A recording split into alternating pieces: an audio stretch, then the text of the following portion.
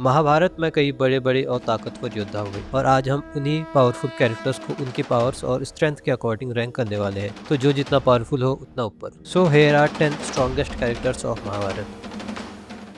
भीम और दुर्योधन दोनों को एक स्पॉट पर रखने का मेन रीजन ये है कि दोनों ही गदा युद्ध करते हैं। दोनों ने शिक्षा द्रोणाचार्य और बलराम दाऊ से ली है और जब शिक्षा समाप्त होने के बाद दोनों ने अपनी युद्ध शक्ति का प्रदर्शन करने के लिए गदा युद्ध किया तो दोनों ने एक दूसरे को कड़ी टक्कर दी और मैच अनडिसाइडेड रहा। लेकिन डिसाइड दैट बात सिर्फ मल्ल युद्ध यानी कुश्ती पे आ जाए तब दुर्योधन का भीम को हराना मुश्किल है, क्योंकि माना जाता है भीम के पास 10,000 हाथियों का बल था। बलराम दाऊ को इतना नीचे रखने का एक रीजन ये है कि उन्होंने ज्यादा युद्ध लड़े नहीं या तो हमें दिखाई नहीं गए, लेकिन वो गदा युद्ध में और मल्ल युद्ध में महाबली माने जाते हैं और इसके साथ वो शेषनाग के अवतार हैं, जिस कारण उन पे काफी स्ट्रेंथ जन्म से ही थी। बलराम दाऊ ने अपनी स्ट्रेंथ का उपयोग मोस्टली असुरों का वध करने के लिए किया, जैसे प्रलंबासुर, वानरासुर और बलवालासुर। अश्वत्थामा एक काफी स्ट्रॉन्ग योद्धा थे, जिसका कारण उनके पिता गुरु द्रोण थे। उन्होंने उसे हर प्रकार की युद्ध नीति और अस्त्र शास्त्र का ज्ञान दिया था।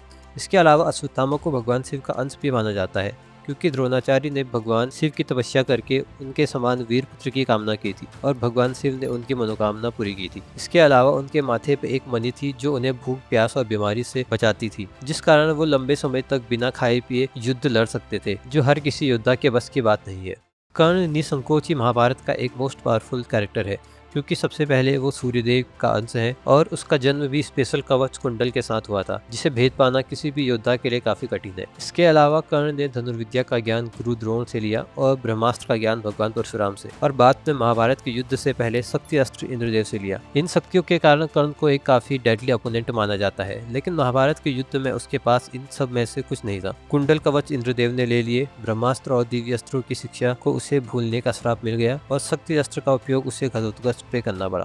अर्जुन को महाभारत का सबसे बड़ा आर्चर यानी धनुर्धर माना जाता है, क्योंकि उनका जन्म इंद्रदेव की कृपा से हुआ था। उसने शस्त्र और धनुर्विद्या का ज्ञान और ब्रह्मास्त्र का ज्ञान गुरु द्रोणाचार्य से लिया। इसके अलावा भगवान शिव से पशुपति अस्त्र और इंद्रदेव से उसे दिव्य अस्त्रों का भी ज्ञान मिला। इसके अलावा कोई श्राप या बंदिश भी नहीं थी जो उसके अस्त्रों को रोक सके, और सबसे बड़ा रीजन श्री कृष्ण का उसका मार्गदर्शक होना है, जिन्होंने उसे कभी गलत मार्ग पे जाने ही नहीं दिया। द्रोणाचार्य सभी पांडवों के गुरु थे, जिनके पास हर अस्त्र का ज्ञान था और विभिन्न प्रकार की युद्ध नीतियां थी, जैसे चक्रव्यूह और कमलव्यूह, जिन्हें उन्होंने महाभारत में यूज किया था। उनके गुरु भगवान परशुराम थे, जिन्होंने उन्हें अस्त्र का ज्ञान दिया और वॉरक्राफ्ट यानी युद्ध नीति में अनडिफिटेड बना दिया। इसके अलावा उन्होंने पिता भार्गव से वेदों और शास्त्रों का ज्ञान प्राप्त किया और ऋषि अग्निवेश से अग्नि अस्त्र प्राप्त किया। द्रोणाचार्य उन गिने चुने लोगों में से थे जिनके पास नारायण अस्त्र का भी ज्ञान था। भीम और हिडिंबा का पुत्र घटोत्कच, जिसके पास पवन पुत्र भीमसेन का अथाह बल और माता हिडिंबा की मायावी शक्तियां थी, जिस कारण उसे न बल से न माया से हराना संभव था। इसके अलावा राक्षस का अंश होने के कारण रात में उसकी शक्तियां दुगनी हो जाती थी। उसके पास साइज मैनिपुलेशन, इल्यूजन और इनविजिबिलिटी जैसी अनेक मायावी शक्तियां थी। घटोत्कच ने महाभारत के 14वें दिन हजारों सैनिकों को अकेले मार डाला और ऐसा लग रहा था मानो आज ही के दिन ये युद्ध समाप्त हो जाएगा, लेकिन अंततः कर्ण को उस पर शक्ति अस्त्र चलाना पड़ा, जो उसने इंद्रदेव से अर्जुन को हराने के लिए लिया था, और मरते मरते घटोत्कच ने अपना साइन मैक्सिमाइज कर दिया, जिस कारण कई हजार सैनिक दब के फिर मर गए।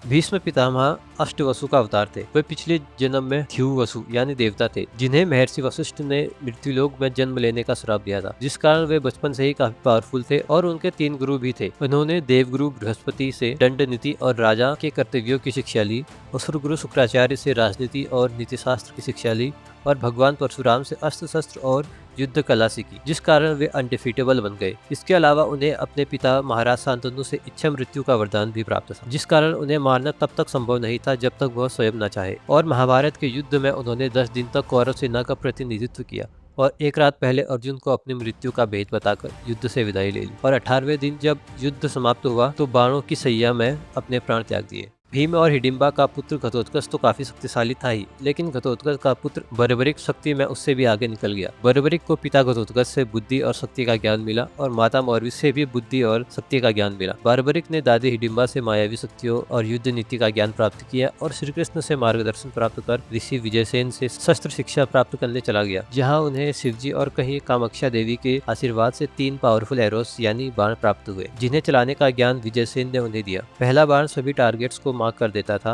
और दूसरा बाण उन सभी टारगेट्स को नष्ट कर देता था, फिर फर्क नहीं पड़ता टारगेट्स कितने ज्यादा है या कितने कम हो। तीसरा बाण बी.आर. चोपड़ा की महाभारत के अकॉर्डिंग एक्स्ट्रा बताया जाता है, जो संपूर्ण सृष्टि को तबाह करने की शक्ति रखता है और जिसका उपयोग बार्बरिक ने कभी नहीं किया। लेकिन कुछ रिकॉर्ड्स के अकॉर्डिंग तीसरा बाण सेफ टारगेट्स को मार्क करने के लिए था। और इन्हीं शिक्षा के फलस्वरूप गुरु विजयसेन ने बर्बरिक से हमेशा कमजोर पक्ष का साथ देने की गुरु दक्षिणा मांगी, परंतु श्री कृष्ण जानते थे यह गुरु दक्षिणा पांडवों को भारी पड़ सकती है। महाभारत के युद्ध में पहले दिन तो बर्बरिक पांडवों का साथ देगा और जीत जाएंगे, लेकिन दूसरे दिन कौरव कमजोर हो जाएंगे और बर्बरिक को उनका साथ देना होगा, जिस कारण वो पांडवों के लिए खतरा हो सकता है। तो श्री कृष्ण ने बर्बरिक से गुरु दक्षिणा में उनका शीश मांगा, ताकि वो युद्ध में भाग न ले और किसी दूर पहाड़ी से पूरा युद्ध देख सके। और साथ ही उन्हें खाटू श्याम की उपाधि भी दी। इसलिए कहा जाता है हारे का सहारा बाबा श्याम हमारा। श्री कृष्ण से पावरफुल महाभारत में कोई कैरेक्टर हो ही नहीं सकता, क्योंकि वही इसके सूत्रधार हैं, वही इसके महानायक। जो हुआ उनकी इच्छा से हुआ और जो उन्होंने नहीं चाहा वो हुआ ही नहीं। श्री कृष्ण ने मामा कंस, भाई शिशुपाल और नरकासुर जैसे अनेकों राक्षसों का वध किया और पापियों से भूमि को मुक्त किया। और महाभारत के युद्ध में नारायणी सेना से कौरवों का साथ दिया और अर्जुन के सारथी बनकर उसका मार्गदर्शन करके पांडवों का भी साथ दिया। लेकिन जीत पांडवों की हुई, क्योंकि जहाँ सत्य है वहाँ श्री कृष्ण है, और जहाँ श्री कृष्ण है वहाँ धर्म और शांति है। तो अब आप बताइए कि इस रैंकिंग से आप खुश हैं या नाराज हैं, क्योंकि आपकी रैंकिंग मुझसे डिफर कर सकती है। और ये भी बताइए मुझे आगे किस टॉपिक पे वीडियो बनानी चाहिए। और बात रही महाभारत की, तो उसके रिलेटेड अभी बहुत आइडियाज हैं मेरे पास, तो उन्हें देखने के लिए वीडियो को लाइक करो, चैनल को सब्सक्राइब करो, because we watch everything, we watch professionally.